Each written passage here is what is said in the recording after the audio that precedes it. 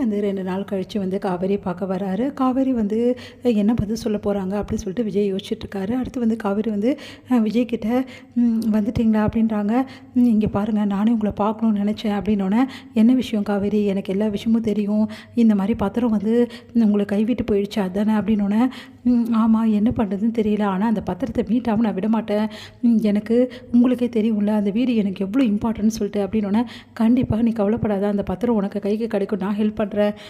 வேணா விஜய், இதில் நீங்கள் தலையிடாமல் இருக்கிறது உங்களுக்கு நல்லது அப்படின்றாங்க. அது கேட்டு விஜய் செமையாக டென்ஷனாக, ஏன் தலையிடக்கூடாதுன்ற, நான் உன் புருஷன் இல்லையா, எனக்கு வந்து அந்த கடமை கிடையாதா அப்படின்னோடனே, இல்லை விஜய், ஏற்கனவே ஒரே பிரச்சனையாக இருக்குது, இதில் நீங்கள் தலையிட்டிங்கன்னா இன்னும் பிரச்சனையாயிடும், ஏன்னா பசுபதிக்கும் எனக்கும் தான் ப்ராப்ளம், நீங்கள் ஏன் இந்த விஷயத்தை தலையிடுறீங்க, தயவு செய்து நீங்கள் ஒதுங்கிறது தான் நல்லது அப்படின்ற மாதிரி சொல்கிறாங்க. யாரை பார்த்து ஒதுங்க சொல்கிறேன், நான் யாருன்னு உனக்கு தெரியுமா தெரியாது, அப்போது நான் உன் புருஷன் இல்லையா, உனக்காக நான் எதுவும் செய்யக்கூடாதா காவேரி, அப்போ நான் ஒதுங்கி போயிடணுன்ற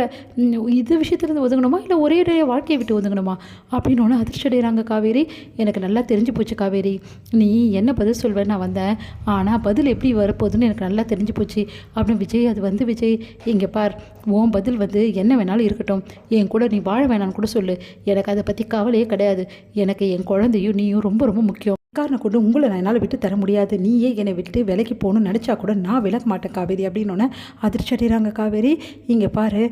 நான் ஒரு முடிவு எடுத்து சொல்கிறேன், எல்லார்கிட்டையும் எல்லா உண்மையும் நான் சொல்ல போகிறேன் அப்படின்னோன்னு பயங்கரமாக அதிர்ச்சி வராங்க. நீங்கள் என்ன சொல்கிறீங்க, என்ன உண்மையை சொல்ல போகிறீங்க, நீ கர்ப்பமாக இருக்கிறதும் நம்ம 2 பேரும் அப்பா அம்மா ஆக போகிற விஷயத்தையும் நான் எங்கள் தாத்தா பாட்டிக்கிட்ட முதல்ல சொல்லுவேன், அதுக்கப்புறம் உங்கள் வீட்டில் வந்து சொல்லி உன்னை கூட்டிகிட்டு போகிறேன் அப்படின்னோடனே, வேணா விஜய், சொன்னால் கேளுங்க, எவ்வளோ நாளைக்கு சொல்லலாம் கேளுங்கன்னு சொல்லுவேன், நம்ம குழந்தை பிறந்து அது வளர்கிற வரைக்கும் சொல்லுவியா அப்படின்னோடனே, நீ சொல்லவே மாட்டே காவேரி, எனக்கு நல்லா தெரிஞ்சு போச்சு, அவங்களா தெரிஞ்சுக்கினா தான் உண்டு, அது வரைக்கும் நீ சொல்ல போகிறதில்ல, அதுக்காக நானும் அமைதியாக இருக்கிறது நல்லதில்லை, எங்கள் வீட்டில் நான் இதை பற்றி சொன்னால் தான் அவங்களும் கொஞ்சம் அடங்குவாங்க,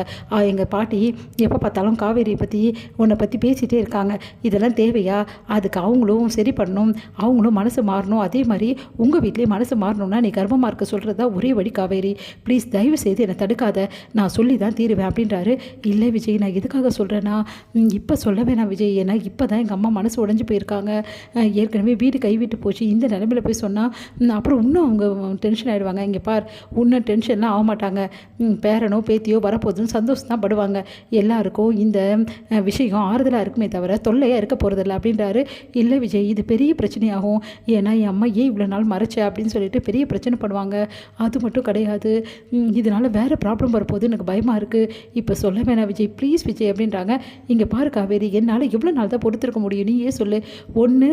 நீ வந்து உங்கள் வீட்டிலேருந்து கிளம்பி என் வீட்டுக்கு வா, அப்படி இல்லையா எல்லாத்தையும் எல்லா விஷயத்தையும் எல்லாருக்கிட்டையும் சொல்லிவிட்டு முறைப்படி என் வீட்டுக்கு நீ வர வேண்டியது இருக்கும், நானே உன்னை வந்து கூட்டின்னு போக வேண்டியது இருக்கும் அப்படின்றாரு. ஏன் விஜய் இப்படிலாம் பண்ணுறீங்க, எல்லோரும் தான் என்னை புரிஞ்சுக்க மாட்டேங்கிறாங்க, நீங்களும் புரிஞ்சுக்க மாட்டேங்கிறீங்க, இங்கே பாரு காவேரி, இதில் நம்ம குழந்தையும் சம்மந்தப்பட்டிருக்கு, நீ நானும் மட்டும் சம்மந்தப்படல, தயவு செய்து உன் மனசை மாற்றிக்கோ, இதுதான் உனக்கு நல்லது, ஒன்று எல்லாருக்கிட்டையும் விஷயத்த சொல்லு, அப்படி இல்லையா நாளைக்கு உன் வீட்டுக்கு நான் வருவேன், ஏன் கூட நீ வந்தே ஆகணும், அப்படி நீ வரலன்னா அந்த நிமிஷமே நான் எல்லாருக்கிட்டையும் விஷயத்த சொல்லிவிட்டு உன்னை கண்டிப்பாக கையோடு கூட்டிகிட்டு போவேன், இதுதான் என்னோட முடிவு அப்படின்றாரு. அதை கேட்டு பயங்கரமாக அதிர்ச்சி அடைகிறாங்க. ஏன் விஜய் இப்படிலாம் பண்ணுறீங்க, சொன்னால் புரிஞ்சுக்குங்க விஜய்,